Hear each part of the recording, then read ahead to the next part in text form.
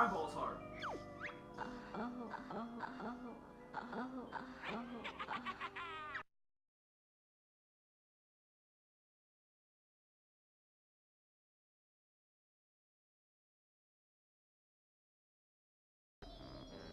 Welcome to REDGUNSHOW. Very special game we're playing here today, or at least the intro. It is by far my favorite game for the N64. Why is it my favorite game for the N64? Well, there's actually very, very many reasons why. It's the game I played the most. Even I think I even played this game more than I played Mario 64 way back in the day. Now this game came out in '98, and this is a bit of a special game. Starfox 64 is a bit of a special and unique game in their advertising. It took me a long time remembering way back when. I just want to point out real fast here. Mumbo Jumbo, the middle character there, must be a hell of a violin player because his head is so fucking big. He can't even see what he's playing there down on the violin. He can't look down at his hand or wrist or the strings to see, you know, bow placement. He's a fucking musical genius. Oh my god. Anyway, okay. So, why is this game so unique and so special? Let me put the controller down and actually talk about this in a very professional and realistic way. Now, it took me a long time to realize this, to actually remember, you know, remember right. I was part of a Nintendo Fanclub when I was a little boy.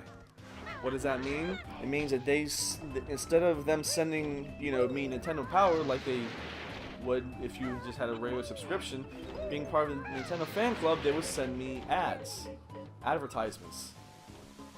What kind of advertisements? They would send me 10-minute VHS tapes. There were two that I remember off the top of my head that they actually did that with. It was Starfox 64 and Banjo-Kazooie. Now, Banjo-Kazooie was a new intellectual property by Rareware. You know, they made by the same people who, was it Conker's Bad Fur Day for the 64? Shit like that. This game actually came out first, I believe. Yes, it did. Other Rare games. Rare has been making games at least since the Nintendo, the NES days. Maybe even before. I would actually have to look it up. Now, this 10-minute VHS tape they sent me, I didn't know what it was. I thought it was a game, to be honest with you. When they first sent it to me, I was like, well, what the fuck is this? So, and I was 12, I guess, when this game came out. Yeah, I was 12 years old. It was during the summer. It was the middle of summer when it came out. My grandmother actually took me to Patrick Henry Mall here in Virginia, and got me this game the day that it came out. I remember that. I remember watching the tape. Like, the mall opens at 10 o'clock in the morning, so I remember watching the tape, like, an hour before we left. I watched it 6 times in a row because I was so excited to be going to the mall, be getting this fucking game. That's how advertising was back in the day. They would send you a VHS tape, you know. Email wasn't really big at that time. You know, it was kind of an impractical thing to sit there and send somebody a 10-minute video. There were no video services around like we have today. YouTube didn't come around until 2004. So, or 2005, whatever the fuck it was. Who gives a shit? It's one of those things. It sticks with you, and it was just the right game at the right time. Why I love the game so much, I really couldn't tell you. It's a fun game. It's one of those games, just like Mario 64, I would turn on and I would just play it. I really wouldn't play it to, not just for the sake of completing the game and, you know, always trying to get 100% in everything that I did, but just to have fun. And that's kind of, you know, that kind of rings true to how I am today. If I'm going to do something, I'm going to spend a lot of time and effort into it. If I'm not having fun, I'm not going to do it. So, without further ado, let's go ahead and let's start this game, man. Yeah. Boy, I hope the battery's still has held up. I have multiple copies of this game. We are not playing my master copy. We are playing a second-hand copy. my master copy is also very nicely tucked away. Let's see, okay, play the game, and, or Z to erase. Yes, we will hit Z to erase the game. We are going to start over. Haha. Empty, and empty. Look at Banjo, sitting there playing a Game Boy. What the hell's wrong with him? Alright. So Banjo's first appearance was on Diddy Kong Racing, I believe. As a playable character on Diddy Kong Racing. Really unimpressive. Banjo-Kazooie, the project itself, started off as a Super Nintendo project, just as many projects did back in the day. They would start off as the prior generations, you know, lead design, whatever, started on Super Nintendo, and then just evolved over the years to become a 64 project. Now, I never played Nuts and Bolts. I never played the sequel, Banjo-Tooie. Even back then, even, you know, 12, 13 years old, I thought that it was just going to be a cash cow when Banjo-Tooie came out. And Nuts and Bolts, well, I never had a 360. I had the original Xbox, and I have the Xbox One now. I just never got into it, I guess. And from my understanding of it, and from watching videos of it online here on YouTube, I really didn't miss much in Nuts and Bolts. Cars? No. No. I've watched many things on it. You know, it appeared to have the resources to actually be started off as a full platforming game, but it turned into what it did, and I'd rather just sit here and play this, to be honest with you. No, that doesn't give me any sense of false, you know, finality or anything. I would rather just sit here and listen to this stupid shit and listen to these little bullshit rhymes with everything. And there she is, Banjo's little sister. So here we see, like, a little exposition into the game.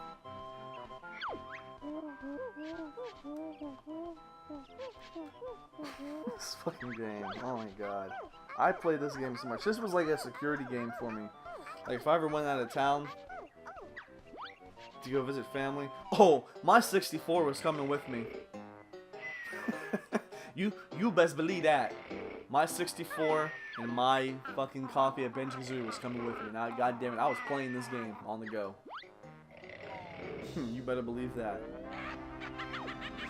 So here we are. Gruntilda the Witch comes down and she kidnaps Tootie, and that's pretty much the premise of the game.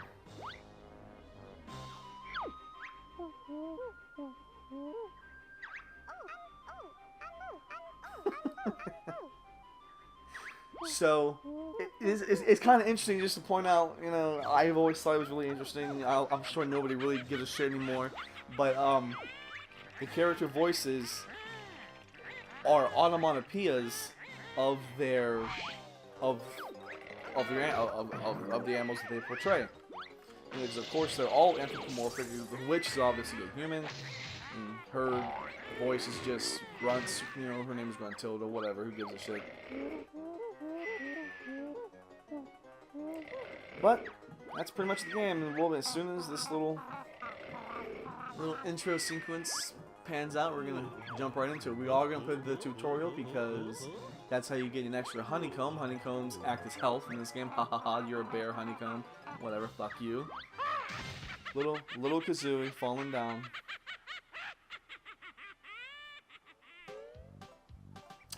All right. Here we go. Oh, to play it on the 64 controller, a first-party Nintendo controller for 64 makes all the difference. Oh my god. I played this game about a year ago on the controller that was a third-party 64 controller. It was garbage. I actually broke the joystick because it wasn't as sensitive as a first-party controller is, of course. And I tried lifting the joystick to, I don't know, to try to reset it into a neutral position, and it actually snapped right the fuck off. I wasn't exactly thrilled about that.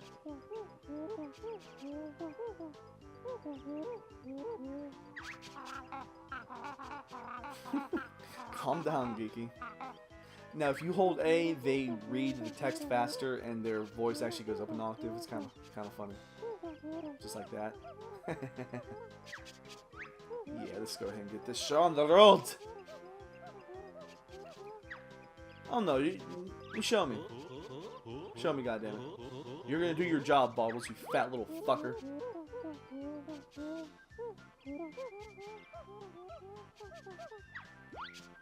Alright. So we have no moves right now. We can barely... damn, we can't even jump high. There we go, okay.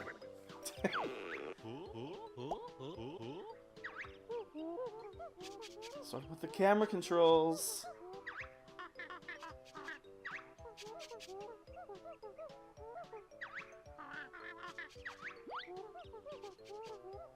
Simple enough, you know, in a platforming game, and especially in a 3D platforming game, the camera can either make or break the game. That is nothing but true. Alright. Wait, that's where we started. Alrighty. So the C buttons change the camera. R focuses behind old Banjo there. Whee!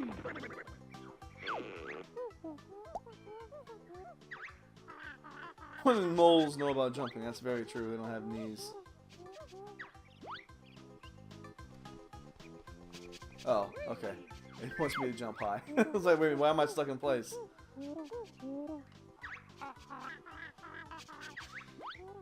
No more silly than you're already looking by living in a backpack behind. It acts as a double jump. It's more, just gives you a little boost. Where did it go in a silly grand? Backflip. Yeah. It's awesome. Okay, whatever you say, guy.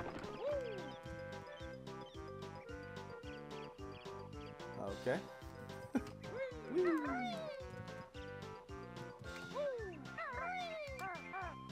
Huh, or not.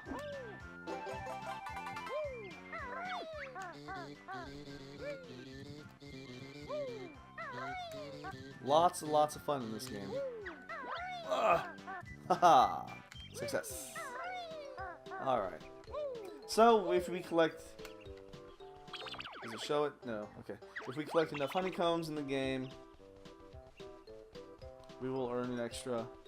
I'm sorry, if we collect enough honeycomb pieces, we will earn an extra honeycomb. Extra life bar. Life piece. Whatever you want to say. Sounds it is difficult.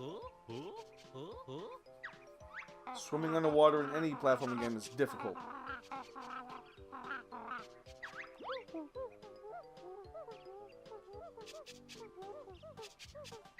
Okay, boss, whatever you say, man. Whee!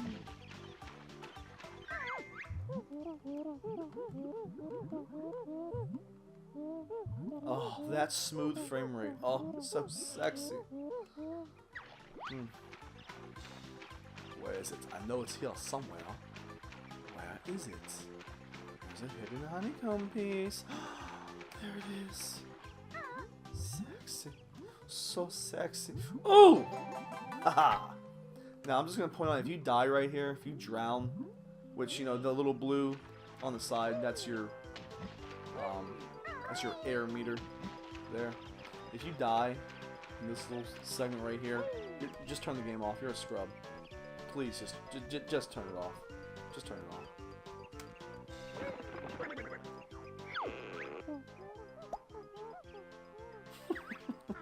Old chicken legs.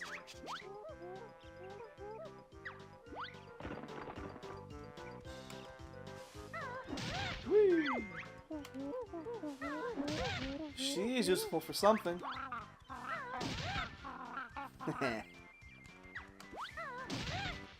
Awesome. Locked camera position there. Well, here is better. Ooh, what's up here? Ooh, ooh, ooh. Whee! Hey, I'm starting to see that where I get a lot of my little colloquialisms from. It's from old 64 games, like Banjo-Kazooie.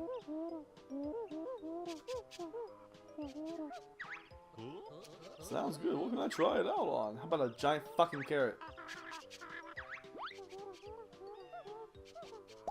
There it is.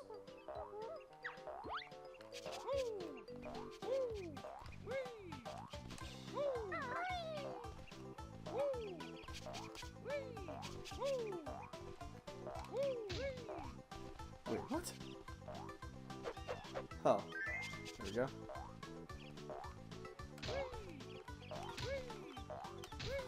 Hit him! Okay.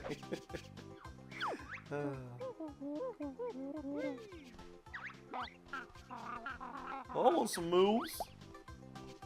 Carrot with a really weird waist. Yeah. Hit him.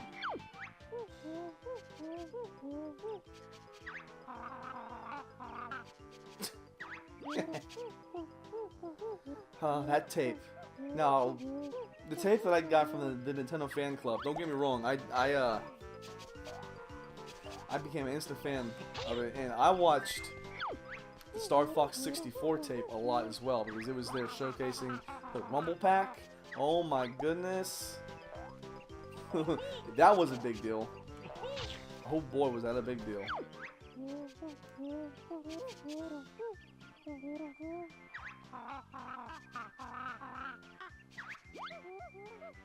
Rat-a-tat, rat. What the fuck? Whee! Yeah! Eat it! Not bad, Featherface.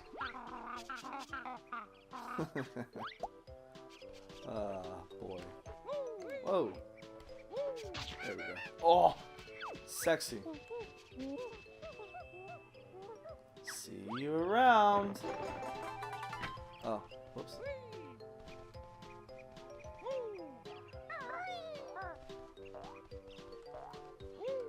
Yeah.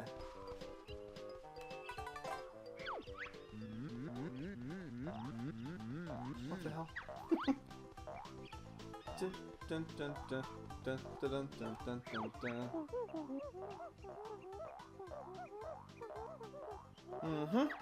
Just making sure. Just making sure. Alright, let's collect the rest of the honeycomb pieces now. Before we save and continue and leave. There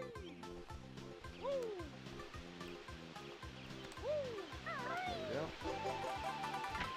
Hey, extra life. Ooh. I think yes.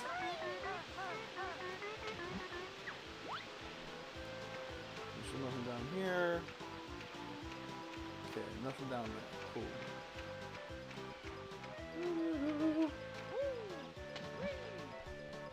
And yes, there's even.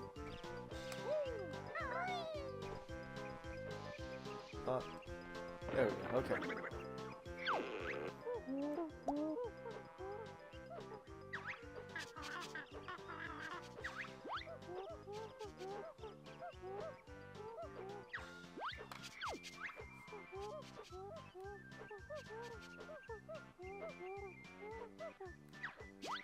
Yes, boss. Whee!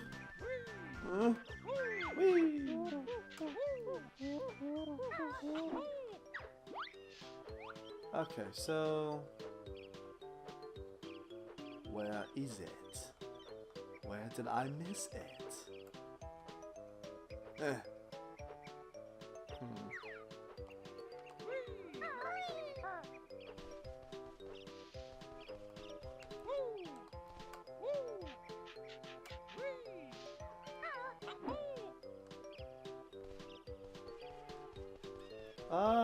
So let's kill all the enemies. Maybe it's hitting an enemy or something. No. No. I don't think so, fuck.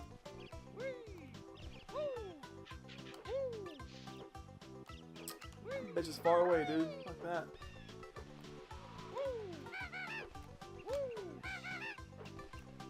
There we go. That was awesome. Whoa, physics.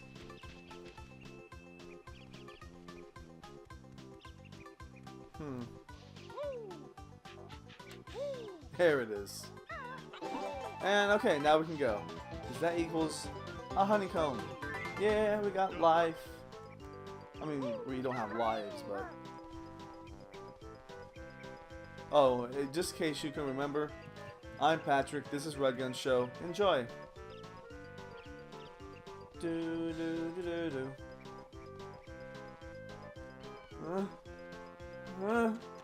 I'm getting there. Ooh, wetlands. What? That's a hell of a cave.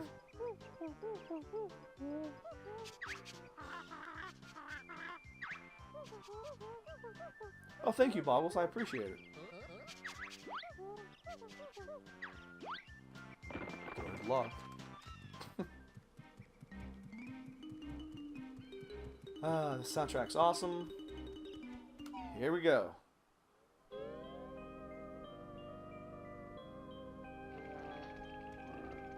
The hell?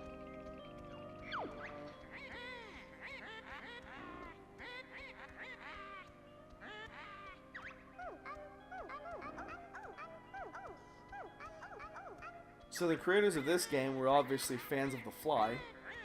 In case you couldn't see the obvious reference here.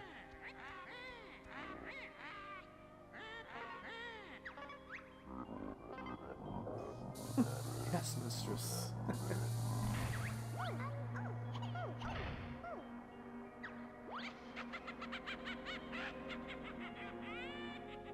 So if as soon as you walk into the cave, they're getting ready to throw the switch. You're able to beat the game in the time that it just takes him to hit that switch. So yeah, there you go. See anything in here? What's up here? Ooh, ooh, a puzzle piece, a golden puzzle piece. You say yes?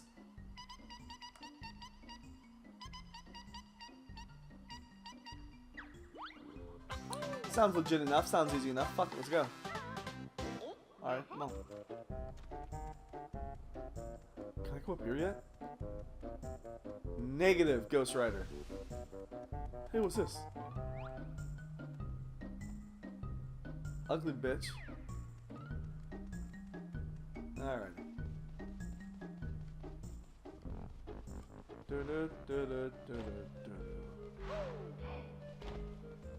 Ah.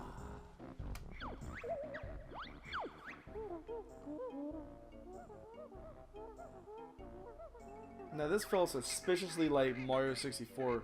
I remember when I first played it, but it worked out.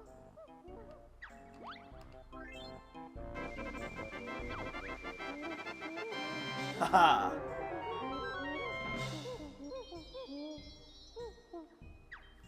Now, if you want to see us actually do this first world, you're gonna have to leave a request.